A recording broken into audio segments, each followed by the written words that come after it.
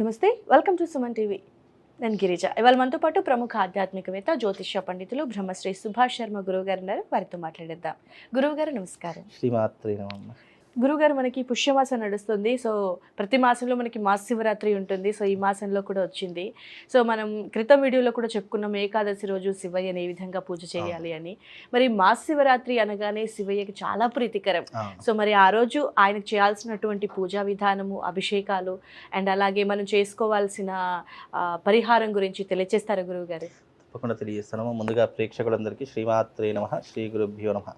ఓం వందే శంభుమాపతిం సురగురుం వందే జగత్కారణం వందే పన్నగభూషణం మృగధరం వందే పశూనాం పతిం వందే సూర్యశశాంకవహినినయనం వందే ముకుందప్రియం వందే భక్తజనాశ్రయం చ వరదం వందే శివం శంకరం. ఇక్కడ మాస శివరాత్రి అంటే మనకు సంవత్సరంలో 11 శివరాత్రులు ఉంటాయి. మనకు చిట్ట చివరిగా వచ్చేటటువంటి శివరాత్రి మహాశివరాత్రి. 11 శివరాత్రులు, మాస శివరాత్రులు కలిస్తే ఒక మహాశివరాత్రి అని అర్థము. అంతటి విశేషమైనటువంటిది ఇప్పుడు ఈ పుష్యమాసంలో వచ్చేది. ఇక మనకు మాఘమాసంలో వచ్చేటటువంటిది మహాశివరాత్రి. కాబట్టి ఈ పుష్యమాసంలో వచ్చే శివరాత్రి చాలా అద్భుతమైనటువంటి శివరాత్రి అని చెప్పుకోవచ్చు. ఈ పుష్యమాసంలో అందులోనూ మూలా నక్షత్రయుక్తంగా కలిసి వస్తుంది. అందులోనూ సోమవారం కలిసి రావడం చాలా విశేషం. కాబట్టి ఈ యొక్క మాస శివరాత్రి రోజున శివారాధనకు పెట్టినటువంటిది పేరు. మామూలు రోజుల్లో శివరాత్రి వచ్చింది, మాస శివరాత్రి వచ్చింది అనుకోండి, నార్మల్గా మనం అభిషేక పూజాది క్రతువులు చేస్తాం. అందులో సోమవారం మూలా నక్షత్రయుక్తంగా కూడుకొని వచ్చింది కాబట్టి ఇది చాలా ప్రత్యేకమైనటువంటి రోజుగా మనము ఎక్కువగా భావించుకోవాల్సినటువంటి విషయం. ఎందుకంటే ఈ మాస శివరాత్రి చాలా అద్భుతమైనటువంటిది. మనిషి జీవితాన్ని ఉద్ధరింపజేసేటటువంటిది, మనిషి జీవితాన్ని మార్చేటటువంటి శివరాత్రి ఈ మాస శివరాత్రి. అందుకే ఈ మాస శివరాత్రి రోజున ప్రతి ఒక్కరూ చేయవలసినటువంటి మొట్టమొదటి విషయం ఏంటంటే శివారాధన చేసుకోవడం. అందులోనూ శివశక్తికి సంబంధించినటువంటి స్ఫటికలింగం ఒకటి దొరుకుతుంది. ఆ శివశక్తి స్ఫటికలింగాన్ని ఎవరైతే ఆరాధన చేస్తారో జీవితంలో వాళ్ళకున్నటువంటి గ్రహపీడలు, సాంసారిక జీవితంలో ఉన్నటువంటి ఇబ్బందులు, అలాగే ఆర్థికపరమైనటువంటి ఇబ్బందులు ఇవన్నీ తొలగిపోవడానికి ఈ యొక్క శివశక్తి లింగాన్ని ఆరాధన. మామూలుగా ప్రతి ఒక్కరికి కూడా శివుడు అంటే లింగాకారంలో ఉంటాడు. చక్కగా ఆ శివుని ఆరాధిస్తే, లింగాకారాన్ని ఆరాధిస్తే మనకు శుభం జరుగుతుంది అని అనుకుంటాం. దానికంటే 10 శుభం జరగడానికి శివశక్తి లింగం అనేది దొరుకుతుంది. ఆ శివశక్తి లింగాన్ని పూజించడం ద్వారా మనకు శుభము, లాభము అనేటటువంటిది చేకూరుతుంది. అది ముఖ్యంగా చాలామందికి తెలియనటువంటి విషయం అంటే శివలింగం అంటే ఈ రకమైనటువంటి విధానం ఉంటుంది. కానీ ఇక్కడ మనకి కనిపిస్తుంది కదా, ఇది శ్రీయంత్రము. శ్రీచక్రార్చనతో మనం మామూలు శ్రీచక్రం చూస్తాం కదా, ఆ శ్రీచక్ర యంత్రమే ఈ శివుడి మీద ఉండేటటువంటి యంత్రం. దీనిని శక్తి స్వరూపంగా పూజిస్తూ ఉంటారు. దీని లింగ స్వరూపంగా అంటే శివుడి యొక్క స్వరూపంగా పూజిస్తారు. శక్తిని, శివుణ్ణి రెండుటిని కూడా ఏకకాలంలో పూజించడానికి మనకు ఉపయోగపడేటటువంటిది శివశక్తి మహాలింగం. మీకు ఈ ఆకారం ఎక్కడా కూడా ఏ దేవాలయంలో కనిపించదు, ఎక్కడా కూడా కనిపించదు. ఈ ప్రత్యేకంగా తయారు చేసినటువంటి శివశక్తి లింగాలు. ఇవి మామూలుగా ఈ శక్తిని, ఈ శివుణ్ణి ఏకకాలంలో పూజించడం వల్ల మనకు అనేక రకాలైనటువంటి పాపాలు తొలగిపోతాయి. మనిషి జీవితాన్ని మార్చుకోవడానికి ఇప్పుడు చాలామంది ఆర్థికంగా కానీ, లేదా వివాహం కావట్లేదు అని చెప్పేసి, లేదా బిజినెస్లో నష్టం వస్తుంది అని చెప్పేసి చాలా మట్టుకు ఇబ్బందులు పడుతూ ఉంటారు. ఎవరికైతే వ్యాపారంలో ఇబ్బందులు ఉన్నాయో అలాంటి వారు ఈ శివలింగాన్ని వ్యాపార స్థలంలో పెట్టుకోవాలి. అలాగే ఇక్కడ కనిపిస్తున్నటువంటి ఈ ఆకారం ఏదైతే ఉంటుందో, మీరు కింద మన సెల్ ఫోన్లో ఉన్నటువంటి లైట్, టార్చ్ లైట్ ఉంటుంది కదా, అది ఇక్కడ మనం పెట్టి ఈ యొక్క శివలింగాన్ని చీకట్లో పెట్టామనుకోండి, మనకు పైన అంతా శ్రీచక్రం కనిపిస్తూ ఉంటుంది. ఒక్కసారి మీరు గమనించినట్టయితే దీని యొక్క ప్రభావము ఈ శ్రీచక్ర యంత్రం అనేటటువంటిది మనకు పైన చాలా స్పష్టంగా క్లియర్గా కనిపిస్తుంది. కాబట్టి ఈ శివశక్తి లింగం అనేటటువంటిది చాలా పవర్ఫుల్ అయినటువంటిది. ఇది దాదాపుగా దీని యొక్క ప్రభావం ఎంత విశేషంగా ఉంటుంది అని అంటే గనక, మన మనసులో ఒక సంకల్పం అనుకొని దీనిని ప్రత్యేకంగా పూజించడం ప్రారంభం చేశాము అని అనుకుంటే తప్పకుండా దీని యొక్క ఎనర్జీ మనలో గెయిన్ అయిపోయి మనం అనుకున్నటువంటిది తప్పగా అతి సులభంగా జరగడానికి ఈ యొక్క శివశక్తి లింగం అనేటటువంటిది ఉపయోగపడుతుంది. ఇంకో విషయం ఏంటి అంటే గనక, చాలామందికి ఎన్నో రకాలైనటువంటి ప్రాబ్లమ్స్.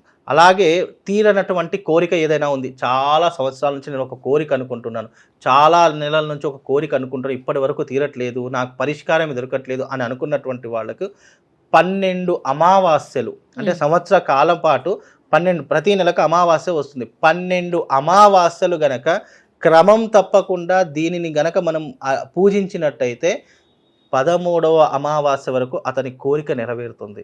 ఇంకా అదృష్టం బాగుండి మనం చేస్తున్న సందర్భంలోనే దీనిని తప్పకుండా దీని శక్తి వల్ల ఆ మనిషి యొక్క కోరిక తొందరగా నెరవేరడానికి ఉపయోగపడేటటువంటిదే శివశక్తి మహాలింగము. ఈ శక్తి స్వరూపము, ఈ శివస్వరూపము రెండు ఏకీకృతమై ఉన్నటువంటి లింగమే శివశక్తి లింగం. మామూలుగా ఇట్లాంటి స్ఫటిలింగాలు చాలా దొరుకుతాయి, కానీ శివశక్తి ఆకారంలో ఉన్నటువంటి లింగము ఎవ్వరికీ కూడా కనపడదు. ఎవరికి కూడా ఈ యొక్క లింగము దొరకడం అనేటటువంటి చాలా అసలు. కనుక ఇలాంటి లింగాన్ని గనక ఎవరైతే ఆరాధన చేసి పూజిస్తారో, మళ్ళీ ఈ లింగానికి మామూలుగా ఆర్డర్ చేసుకున్నారనుకోండి, మామూలు ఇవ్వడం కుదరదు. దీనికి ప్రాణ ప్రతిష్ఠ చేసే ఇవ్వడం జరుగుతుంది. ఎందుకంటే దీంట్లో శక్తి, ఎందుకంటే దీంట్లో జీవం లేకుండా ఎవరికైనా ఇచ్చామనుకోండి, ఇది కేవలం ఒక వస్తువులా ఉంటుంది. అంటే ఒక మనము గ్లాస్లో పెట్టుకున్న ఒక షోకేస్ వస్తువులా ఉంటుంది, అలంకరణ కోసం పెట్టుకున్నటువంటి. దీనికి తప్పకుండా ప్రాణశక్తిని ఆపాదన చేసి ఇస్తేనే దీనికి పాజిటివ్ వైబ్స్ అనేటటువంటివి, ఇది ఎక్కడ ఉంటే అక్కడ పాజిటివ్ వైబ్స్ అనేటటువంటివి క్రియేట్ అవుతాయి. లేదు మామూలు ఇచ్చామనుకోండి, దీనివల్ల ఎలాంటి ఉపయోగం ఉండదు. చాలా మందికి తెలియనటువంటి విషయం అదే. ఇప్పుడు మామూలు శివలింగం ఆర్డర్ చేసుకున్నారు, మీరు ఇచ్చేసారండి, మాకు ఎలాంటి ప్రయోజనం లేదని చాలా మంది చెప్తూ ఉంటారు. ప్రయోజనం ఎలా ఉంటుంది? ఇప్పుడు నేను ఇచ్చినా షాప్లో కొనుక్కున్నా ఒకటే, పెద్ద తేడా ఏముండదు. కానీ నేను ఇవ్వడం వెనుక ఆంతరం ఏంటంటే దీనికి ప్రాణ ప్రతిష్ఠ చేసిస్తాను.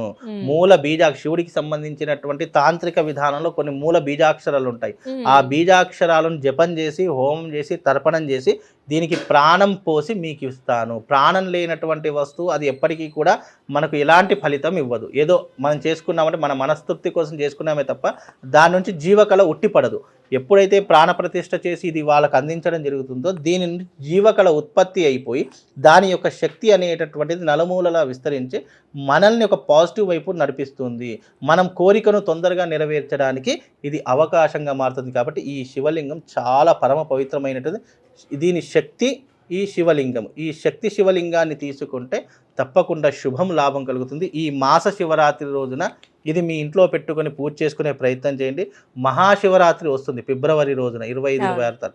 ఆ మహాశివరాత్రి రోజున ఇట్లాంటి లింగాలను దాదాపుగా 1000 శివలింగాలు తీసుకొస్తున్నాము. 1000 శివలింగాలను మహాశివరాత్రి రోజున పూజించి భక్తులందరికీ కూడా ఇవ్వడం జరుగుతుంది. ఈ యొక్క లింగం ప్రతి ఒక్కరి ఇంట్లో ఉండాలి. ఎందుకంటే ఇప్పుడు రాబోయేటటువంటి చాలా విపత్కాలము. ఎందుకంటే షష్టగ్రహ కూటమి, అందులోనూ కొన్ని రాసుల వారికి చాలా నీచంగా దారిద్ర్యంగా ఉంది. అలాంటి దారిద్ర్యం నుంచి బయటపడాలి అని అంటే గనక ముఖ్యంగా ఏలినాటి శని ప్రభావం అని చెప్పాము. ఆ ఏలినాటి శని ప్రభావం, అర్ధాష్టమ శని ఉన్నటువంటి వాళ్ళు, జన్మస్థానంలో శని ఉన్నటువంటి వాళ్ళు ఈ లింగాన్ని పూజిస్తే గనక శివారాధన, శివశక్తి ఆరాధన చేస్తే శక్తి చైతన్యం కలుగుతుంది. శివుడి యొక్క అనుగ్రహం వల్ల వాళ్ళకు శుభము లాభము రెండూ కూడా దీని ద్వారా కలుగుతాయి. అంత విశేషమైన. అయితే గురుగారు, మరి మహాశక్తి లింగాన్ని ఇంట్లో పెట్టుకోవచ్చు అంటారా? తప్పకుండా పెట్టుకోవచ్చు. శివారాధన లేనటువంటి ఇల్లు, శివుడు యొక్క ఆకారం లేనటువంటి ఇల్లు శ్మశానముతో సమానం. గుర్తుపెట్టుకోండి ఎప్పటికైనా.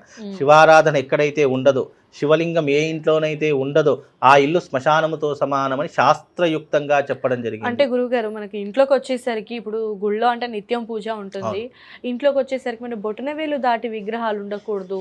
ఒకవేళ ఉంటే నిత్య పూజ చేయాలి, నిత్య నైవేద్యం ఉండాలి.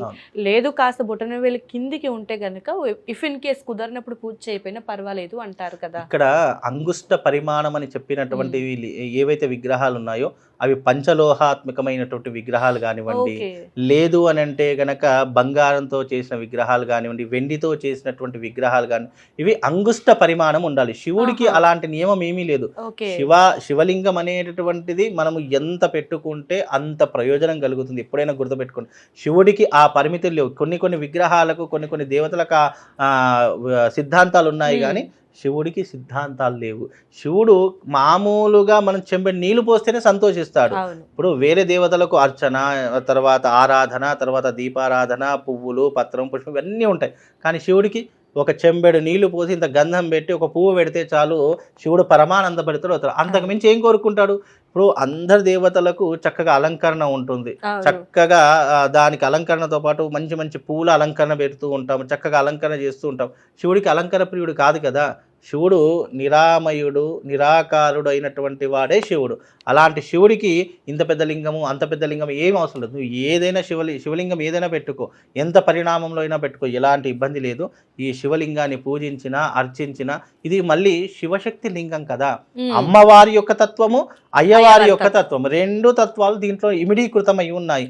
అలాంటప్పుడు నువ్వు శక్తిని పూజించినా శివుడిని పూజించినా ఏకకాలంలో పూజిస్తున్నావు. మరి ఏకకాలంలో పూజిస్తున్నాం అన్నప్పుడు అంతకంటే శక్తి ఏం కావాలి? కాబట్టి చాలా వైశేషమైనటువంటిది ఈ యొక్క శివలింగాన్ని మామూలుగా మీ ఇంట్లో పెట్టుకుంటే చాలు, మీకు పాజిటివ్ వైబ్స్ ఆటోమేటిక్గా కలిగిపోతాయి. అది ప్రాణ ప్రతిష్ఠ చేసిస్తాం కాబట్టి వాళ్ళందరికీ కూడా ఈ శివశక్తి లింగాన్ని ప్రాణప్రతిష్ఠ చేసిస్తారు. ఎవరికైనా కావాలంటే తీసుకునే ప్రయత్నం చేసుకోండి. ఓకే గురుగారు, నిజంగా మహాశివరాత్రి మనకు శివయ్యకి ఎంత ప్రీతికరమో, సో అందులోనూ మనకి శివశక్తి లింగం అనేది నిజంగా ఏకకాలంలో అమ్మవారిని అయ్యవారిని పూజ చేసుకునే అదృష్టం అనుకోవచ్చు.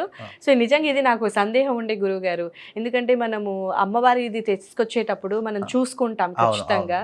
సో నాకు లింగం విషయంలో కూడా అదే చిన్న సందేహం ఉండే, బట్ ఇప్పుడు క్లియర్ అయిపోయింది. సో వీక్షకులు కావాలి అనుకునే వాళ్ళు ఖచ్చితంగా స్క్రోల్ అయ్యే నంబర్కి ఖచ్చితంగా కాల్ చేస్తే మీకు ప్రాణప్రతిష్ఠ చేసిన శివలింగాన్ని, మహాశక్తి శివలింగాన్ని మీకు అందిస్తారు.